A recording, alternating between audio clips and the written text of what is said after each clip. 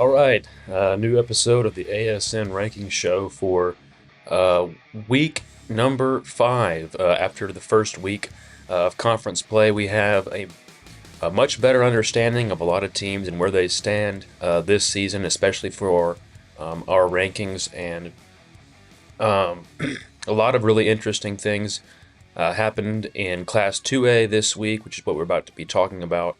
Um, First of all, we have a new number one in our Class 2A rankings, and we'll talk about that when we get there. But first, go ahead and subscribe to us right here on YouTube. Follow us on Facebook and Instagram and X.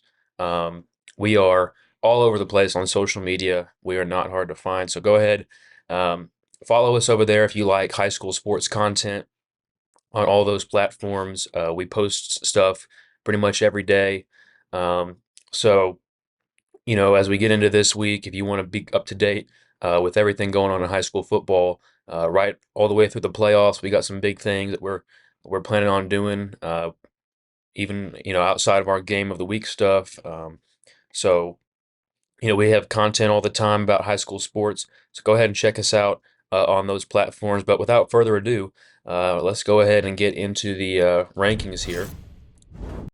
Starting off at number one, the Carlisle Bison. Now, the reason that we moved them into that number one spot this week was because their resume was just too much to ignore.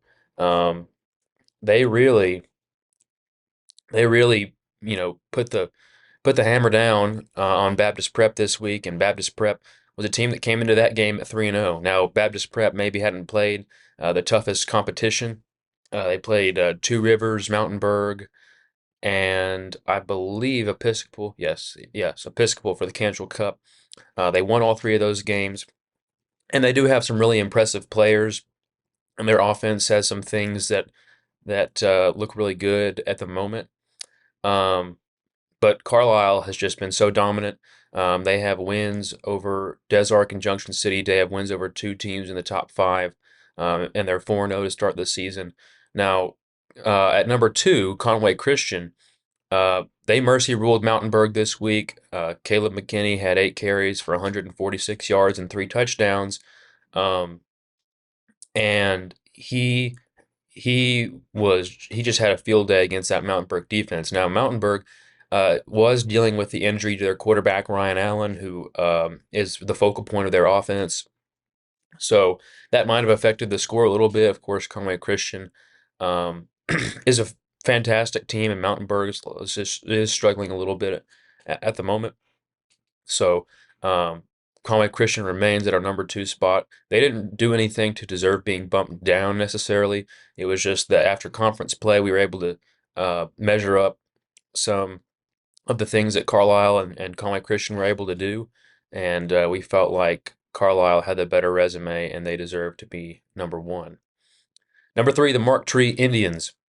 This is another team that has a good case to be number one. Their only loss was to Newport, and Newport has had a fantastic season so far, and their rushing attack is one to be reckoned with.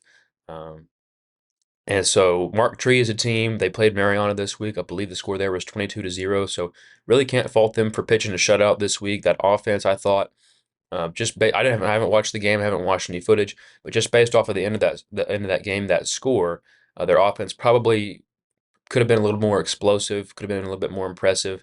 Um, but they're a team that's probably not going to be down offensively for very long. So I expect them to come out and score points this week. Number four, Junction City. Junction City dominated Foreman this week by a score of 49-6. Um, that was not a close game from start to finish. Just pure domination by the Dragons. They are, like I've said in the past, one of, if not the most athletic team in the class. It's just, can they put it all together and make a run at it? Carlisle beat them by 21 at Carlisle, so that home field advantage might have had something to do with it. But 21 points is still a very large margin of victory for Carlisle, and that Bison team has just been so impressive. Speaking of Carlisle, number five, Des Arc lost to Carlisle last week, not on Friday, but a week from Friday. Lost to Desark 30-8. Excuse me, lost to Carlisle 30-8. Desark did, and that was uh, not a close game either from start to finish. Carlisle has just looked so good. They're pretty good at stopping the run. Um, and so, there's the question mark for Carlisle of, is that freshman quarterback going to be able to handle, what a high school season will throw at him? But so far, he's looked ridiculously impressive. But Desark's a team that beat Earl 44-8 this week. Um, they, run the ball really well. That's what they do. That's what they've done for the past few years. Um, and they're just a they're a team that's always going to bring their A game. They're one of the more consistent programs in the class.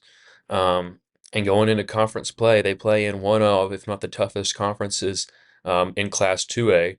So, Desart's a team to watch out for. There's a reason they're in the top five. Davion Bell is an explosive playmaker out of the backfield, and they have a fantastic front on both sides of the ball. So they're going to be a team to watch as we get down the stretch.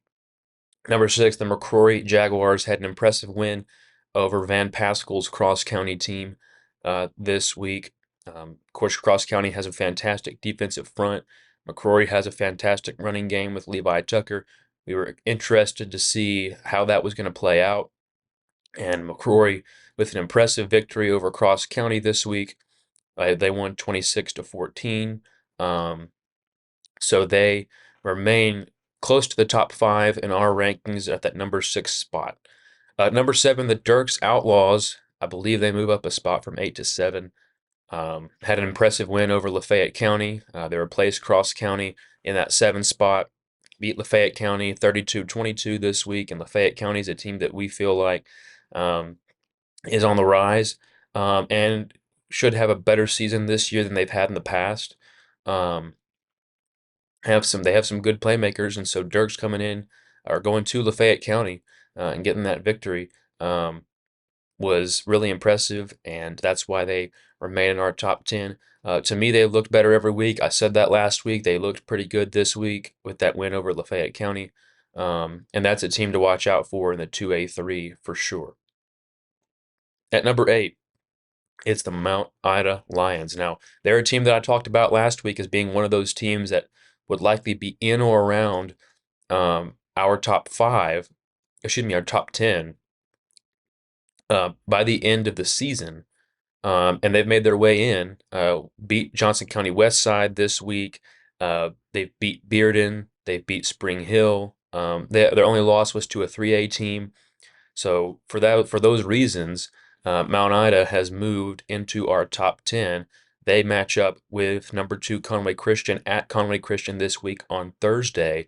I'll be at that game. Should be a really, really exciting game for both programs. That's a series with a lot of history, especially in the playoffs. Um, Mount Ida knocked Conway Christian out of the playoffs multiple times under Coach White. Um, but those two teams, they're going to bring it. They're both going to be pretty physical. Um, and Mount Ida and Conway Christian both are fantastic at running the ball. Um, Conway Christian's all-state running back, Brady DeMarcus, and then Woodfield for Mount Ida. And we'll talk a little bit more about that game once we get to it. But that should be a really fun one this week. Number 9, the Poen Indians. Poen is a team that defeated England 20-16 this week. They look like they are going to be the second best team in the 2A4 conference besides Carlisle. That conference doesn't look very strong right now.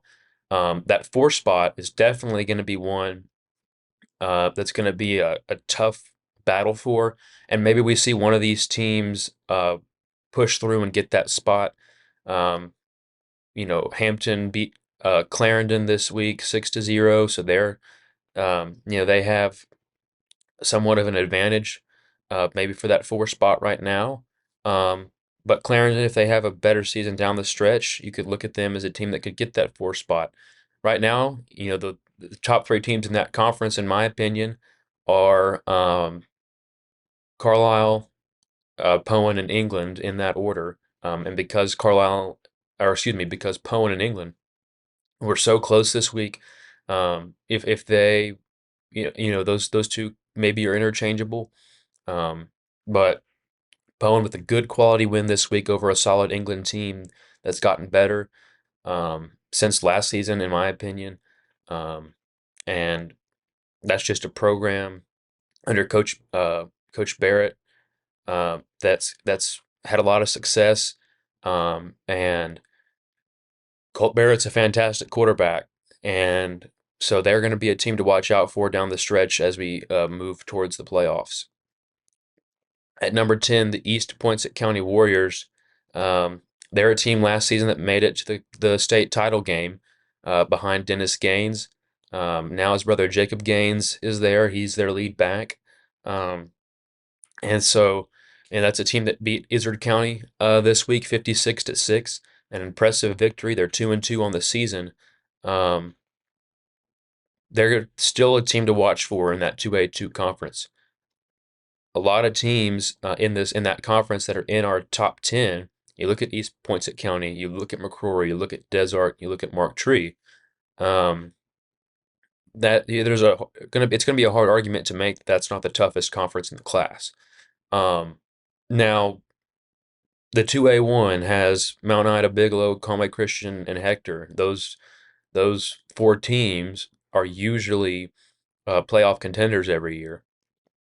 Um, Outside of a couple down years, of course, Bigelow coming off a state title game. Um, and Mount Ida has a fantastic history. I don't remember Hector being bad, and since I've been involved with 2A football, which isn't very long, but um, it's been long enough for me to say that. Um, and Conway Christian's a team that's made some pretty deep playoff runs in the past. Had a couple of years where they struggled, but now they're back um, to where they were, a couple of years ago. So that's a conference with a lot of history. You look at the 2A3 with Junction City and Dirks and teams like that have such fantastic history as well. There's a lot of good things happening in 2A right now. All right, we'll start with the game on Thursday. Mount Ida versus Conway Christian. That's a game that I talked about a little bit already. It's a game I'm really excited about going to. Um, and it's two teams that run the ball really well.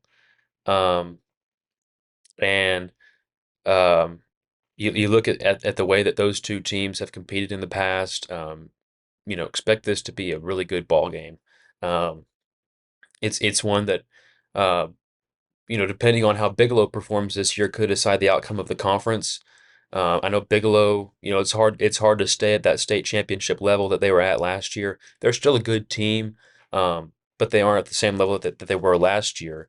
I don't think anybody would argue that. But they still have a fantastic defense. They have some explosive playmakers on offense.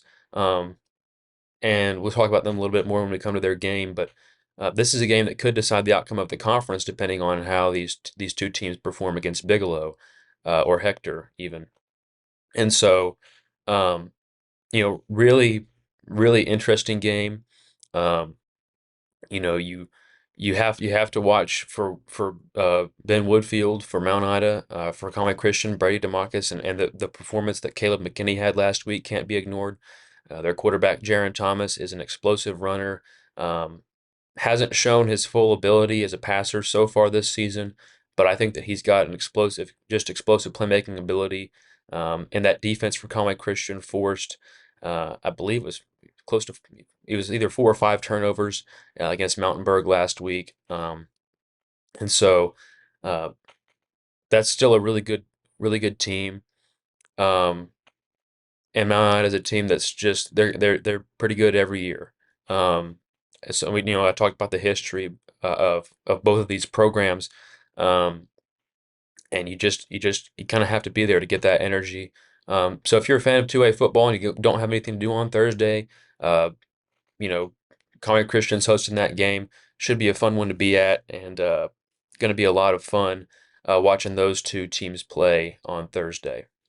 For the Friday games, we'll start with Bearden and Baptist Prep. Uh, Baptist Prep has started their season 3-1, and they go into this week hosting Bearden. Um, this should be a pretty good game. I think that uh, if Baptist Prep's passing offense can get going, they're going to be hard to stop in this game specifically. Aaron Fielder's a fantastic receiver. Nick Cumming has shown that he has a pretty good arm as a quarterback. Um, and so, you have a couple of programs that have some good potential. Coach Perkins is doing a really good job at Baptist Prep. I know he's passionate about that job, um, and he's really excited about the trajectory of his program. Um, and I think that I'm going to have to pick Baptist Prep uh, this week, just because of their the potential of their offense to be explosive. Obviously, playing against Carlisle last week, they didn't show it as much, but still should be a pretty good game between those two teams at Baptist Prep. Izard County versus Cross County. Um, Not a whole lot to talk about here. Izard County is a team that's just struggling to make the adjustment from 8-man to 11-man. Um, they have a new coach this year, which might have something to do with it. Maybe he hasn't implemented exactly what he wants there yet. Um, Cross County has a new coach as well, but they are so talented, especially on the line of scrimmage. I'm going to have to pick Cross County to get the victory pretty easily this week. Des Arc versus Mariana, uh, another game where the talent gap is just it's there. Des Arc is in our top five for a reason. They're such a talented team. They started their season 3-1. Only loss was to the number one team in the classification. So I'm gonna have to pick the Eagles to get the victory in that game this week. Mark Tree and Earl. Um, Earl is a team that is coming off a very hard loss to Des Arc. I think this is a game where a lot of points could be put up. That's kind of been the trend between these two teams in the past couple of years.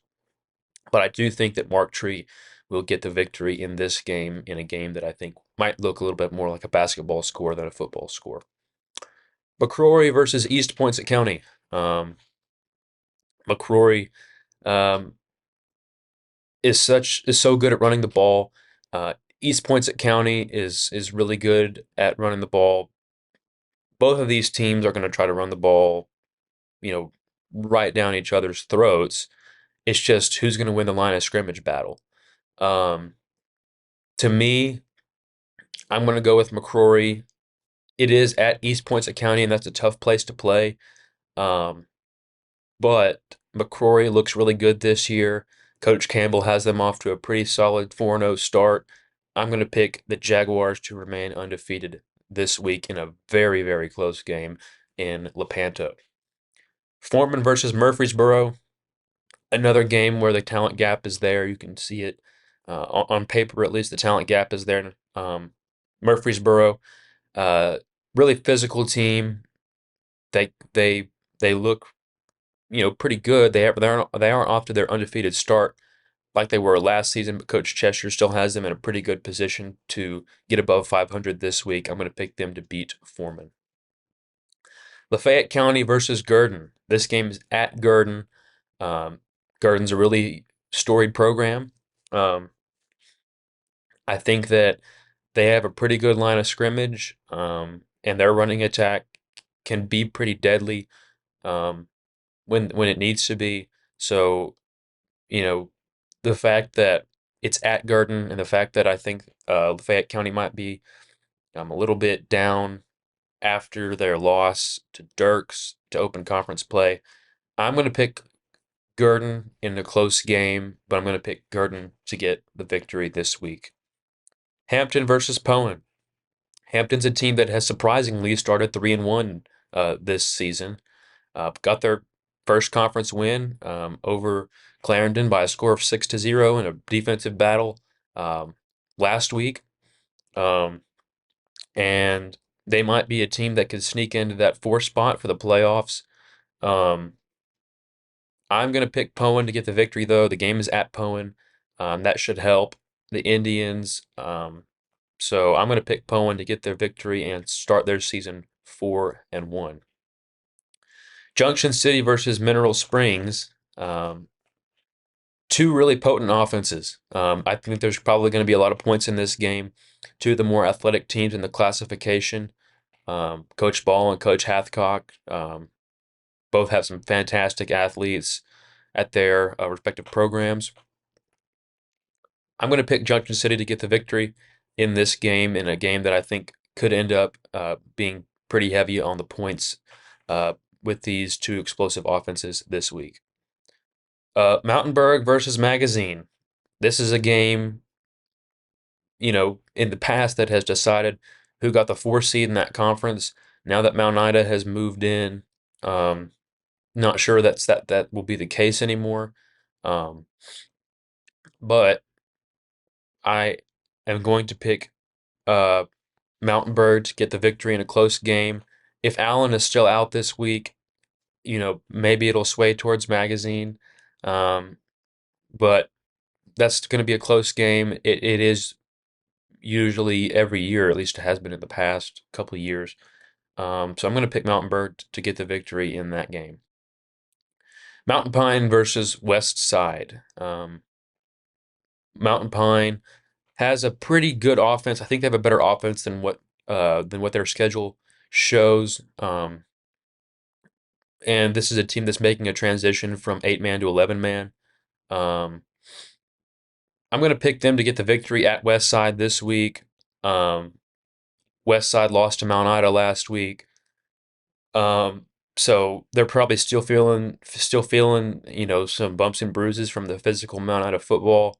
I'm going to pick Mountain Pine to get the victory this week.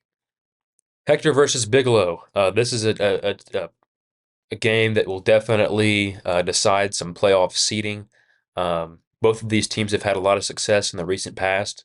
Um, Drew Newport is a guy to watch out for Hector. Grayson Mulder, another guy, Lucas Baker. I mean, I could keep throwing around names for that team for a while. They've got some good athletes. They've got some good players.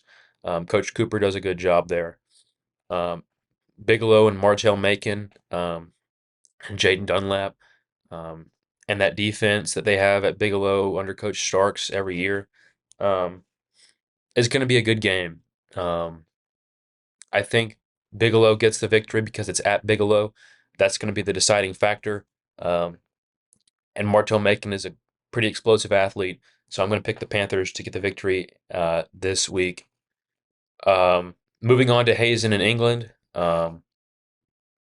Hazen is a team uh, that has struggled a little bit so far to open the season. They're 1-3. England is 1-3 as well. Um, so you got to look at these two programs, and probably haven't opened the season the way they wanted to. Um, but it's a tough choice. Um, but because the game is at England, I'm going to pick the Lions to get the victory. They're usually a pretty physical and athletic team. Um, I'm going to pick the Lions to get the victory in this game in a close one. A lot of close games this week. Derricks and Spring Hill. Derricks is a team that's been pretty impressive. They started their season 3-1. Spring Hill moving from 8 man to 11 man. Of course, they were in the 8 man state title game uh, last season, and so you know if they obviously have some talent at that program, but Derricks has been pretty impressive, and their 3-1 start makes me think that they're going to be pretty good this season under Coach Ernest. So I'm going to pick the Outlaws to get the victory in that game. Finally, Carlisle versus Clarendon. It's another one of those games where the talent gap is there. It's um, a tough game for Clarendon. I'm going to pick the Bison to win big in that game. I don't think there's any further explanation needed for that one. All right, that does it for Class 2A this week. I'll see all of you for Class 3A and above as we get down the rest of the week. We'll get these out for you guys, and really excited about what ASN is doing. Again, check out our Facebook, YouTube, Instagram, X. We are posting stuff from player profiles to rankings to uh, you know MVP of the week from D3 Auto Sales. So we got a lot of good stuff going, really exciting stuff going. Um, but for now, I'm Carson Ward signing off. I will see you for Class 3A and the rest. Until next time, I'm Carson Ward for Arkansas Sports Network.